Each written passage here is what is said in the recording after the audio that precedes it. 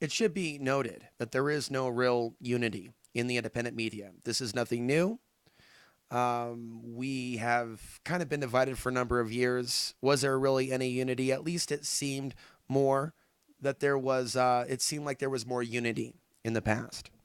And we have been divided for a long, long time now. I celebrate the individual path and journey. And, the idea of people being able to monetize their own content. But, it's been really anything goes for a long, long time. And a lot of people in the alternative media have been led into a trap. There was an earlier period in my involvement in the independent media where there was more unity amongst various YouTubers or people that hosted shows. And I would also say it was easier to get guests before everybody and their dog, if you will, was doing their own blog talk show. It was easier to get guests back in the day. It's not impossible to get guests. It's just that there's a lot more competition. Nothing wrong with a little bit of competition, but the competitive nature of our society in general could be argued has infected the independent media. Now, I remind people on a periodic basis that people on the left and the right, on YouTube have been affected by the ad situation. The situation that I'm looking at right now on my side of things, it's not very pretty. And it's actually against the YouTube terms of policies to get specific. So, we're now several months into this conversation. Some people get it. Some people understand that we are facing this decline of YouTube revenue, and in this new brave new world where, non-mainstream media sources are not considered advertiser friendly if they're talking about current events. Now, what that does is force us in this new Orwellian reality to speak within the framework if we want to make a dime, literally. And for those of us, it literally does come down to a dime or a dollar. And that's if some videos aren't demonetized. People like myself are not the level of other individuals. But it doesn't mean that it's impossible for those of us to stay afloat by staying true to ourselves. But I want people to understand. Let's talk about some others without getting specific. There are people out there that say on a regular basis that Google is censoring them, that YouTube is censoring them. And when I look at their numbers, I don't really see censored individuals. Rather, I see people, even if they were demonetized, that have the power to do a lot of positive things in this country. They need to start thinking outside the box of doing PR for the president. I mean, even if they like the president, come on, at least do something for your nation. Show me what it looks like when someone's trying to make their nation great again. Show me what it looks like. Come on, show me what it looks like. I'll tell you what it doesn't look like. People literally worshiping political antichrist because he ain't no Messiah. Neither was Barack Obama. Why don't people learn? Why don't people learn from their mistakes? But I think about people that have raised large amounts of money from their audiences, and that's fine. Free market, free market. But when it's done in the name of alternative media and reaching people, what does it actually mean? And what's the purpose of somebody surviving? When it comes to the idea of surviving within the alternative media, it's about making the ends meet and continuing and continuing. So there's nothing wrong with success, but people shouldn't purport to aim to do something to bring us all together once they amass $1 million in support. Some people are just simply gullible. The point that I want to make, here I was just home free just a few years ago. I'm not in a professional studio. I'm not the best speaker. But you know what? What I've created here, what I'm doing right now, you don't have to be wealthy to do this. But you know what? 10 years ago, 15 years ago, maybe a lot more money. Not to mention more expensive lights, more expensive cameras, more expensive microphones, things like mixing boards, more expensive computers. Now things have changed. This computer was less than $400. Purchased it back in 2016. Still works. Webcam. Purchased that, I would say about, trying to think specific, but about 4 years ago. The Logitech 920.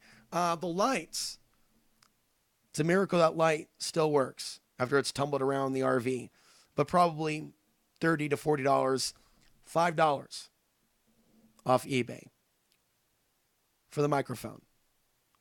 For the stand, probably between 20 and 30. Table, free. If someone really wants to, for example, start their own network, if say 2 or more, 3 or more, and then you have people saving money, if you have volunteers, kind of like cable access, kind of like my old friend Bill Olson, who had his own show. He would help me do my show when I was on Portland Community Media, now renamed Open Signal, right? And we were reaching people from our community, and that was the magic of it. And I really appreciated people like Bill, who was also working on like 20 other shows a week, maybe not that much. Some shows were actually able to pay him. So, for Bill, it was like a second home for many, many years. And for a lot of us, there was that sense of community.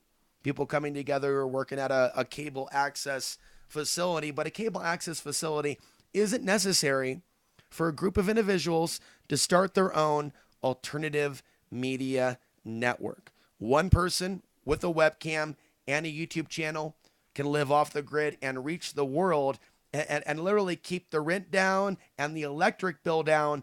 I'm just one person. So the equipment side of things is already taken care of. Can you imagine if there are 5 to 10 people that actually got along and were living together in a communal situation? While I'm not promoting, right, that I do that here with strangers, but can you imagine, right, that if a number of people got together, got their stuff together, got organized, the amount of content that they could create if they put their mind to it, and they can do it without $1 million.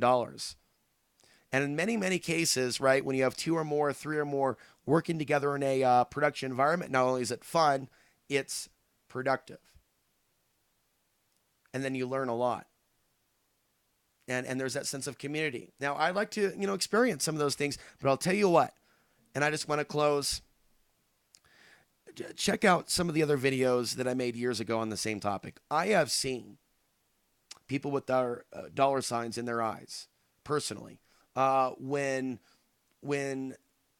thinking about marketing to consumers of the alternative media. One of those prime examples was 2012, where a millionaire, someone that ran his own electric company, brought me to Dallas because he wanted someone to host his own underground news network.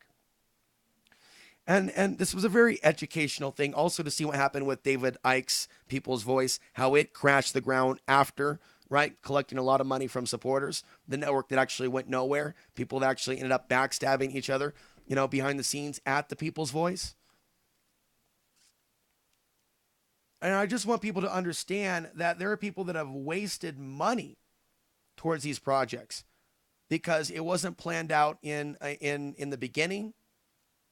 And people with their heart in it weren't involved from the beginning. Going back to my 2012 experience in Dallas, Texas, the first time that I actually left Portland, Oregon, it was like I was really meant to leave Portland. This person was just a conduit. But I got to see firsthand and up close, this stuff is not impossible. The issue is personalities. The issue is there are too many people that are only looking at the alternative media from a perspective of making money out of it. Now, I'd like to see a millionaire or a multimillionaire or even a billionaire who's a good person, if that's possible. I'm sure it's possible. I'm willing to believe. Maybe I just want to believe. But wouldn't that be great if someone out there got so disgusted with the direction that the world is going in that they stopped donating to certain groups millions and millions of dollars, but rather they got the right people together and they said to themselves before they passed on from this planet, there would be a real American-based alternative media network that was not just one person on a soapbox.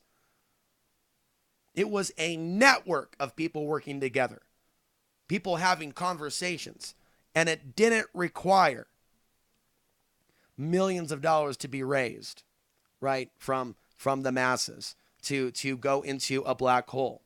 But for the $1 million, the money needed, for the equipment to be there, and let's just say it was an off-grid group of people, and costs were low, and a lot of that money was going towards, getting out there on a larger platform. Maybe money and resources being allocated to hire professional editors or things of that nature. But ultimately $1 million isn't even necessary. It really comes down to, on a planet of over 7 billion people, where have we seen the cream of the crop unite within the alternative media that are still honest? But I guess we can ask ourselves, who's still honest that's left within the alternative media? So I will continue to do what I can do from my side of things.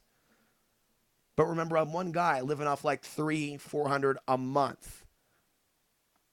Living in rural Colorado. One guy. And I barely see shares on my own videos. I'm not complaining, but it's the reality of the situation, being the low man on the totem pole. But I want you to know, right, that so much more was possible when we were in these challenging days. Don't ever forget that. Don't ever forget what one person can do with very little money. Then ask yourself, why isn't something done when there are those that have actually earned and collected millions in the alternative media and the independent media? Ask yourselves, what is it going to take for certain people to step up to the plate and help the movement as a large? Because if that doesn't happen, and I don't think that it will, but we're going to see the end of our platform. Remember, it all comes down to whether or not people are willing to work together. Do you really think that those of us in the alternative media should really be dependent on something like Google, YouTube, AdSense? At what point did it slip the mind of certain advertisers out there that want to custom, target their audiences in a good way? People that may want sustainable products or survival products or liberty-based books or things of that nature, to create their own TV network, if you will, where people create content, people watch that content, and then people basically get paid by either the ads or the affiliates or whatnot. What was missing from the equation, or what is missing to prevent that from taking place? People with A, the finances, and B, the morality combined together like a yin yang, right? Present to make it happen. Instead, the people with the moolah are thinking about themselves. So keep this in mind as people naturally gravitate towards giving money to those that are already at the top. I'm not asking you necessarily for your money, but I do appreciate your support. I just want you to know that the alternative media didn't have to go out like this without a whimper. Because we are facing censorship at this point. They are looking at our online videos like things to be demonetized. Videos like, that we may spend hours to weeks working on, boom, blowing the kneecaps off the value of our videos by demonetizing them. So I would suggest people start thinking, and people start using their consciousness to come up with a solution to what we're facing in the wake of YouTube demonetization. And if someone's going to recommend a website, I'll tell you right now, I'm not interested in vid.me. I've already looked over it and already determined I'm not going to put a bunch of energy in that website. Just because alternatives to YouTube come around doesn't mean it's worth our energy. Some of them just want to capitalize on our energy. So we'll come back and continue this discussion.